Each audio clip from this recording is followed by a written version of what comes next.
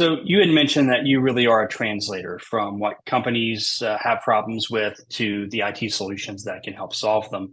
Isn't there also maybe some translation that can be done within the company about how we talk about AI and doing these things? Have you had any tips or tricks about, there's that individual conversation with the employee on what part of your job would you prefer not to do, what seems to be repetitive, but across teams and organization, how do we kind of Yeah. spur that creativity?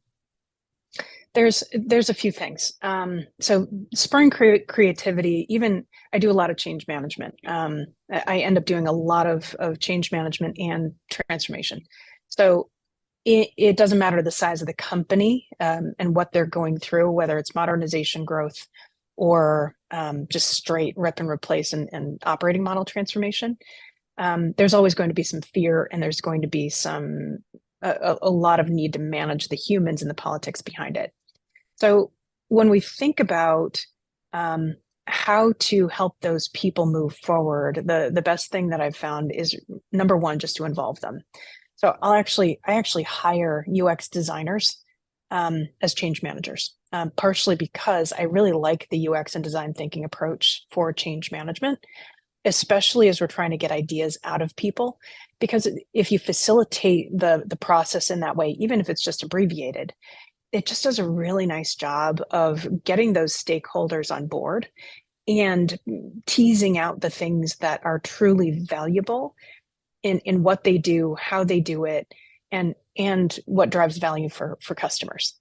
The other thing I'd suggest there is that I actually use AI to facilitate change management. And we talked about this a little bit before, where we are now able to use AI to collect language from a LinkedIn profile and then map it to trait-based psychology.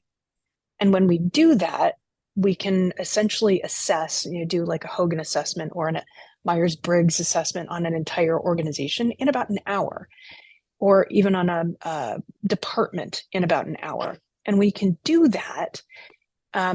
It cuts out a lot of steps in trying to figure out who's going to feel the most fear from that change. And when you can identify the fear and do that really quickly, and when you can identify the results drivers that are buried inside the organization and do that quickly, you almost automatically have a process for not just how to generate the ideas. You know who to go to, who's going to be able to polish that diamond in the rough, and who's going to be able to write the playbook for the folks that are going to be resistant or reluctant to change.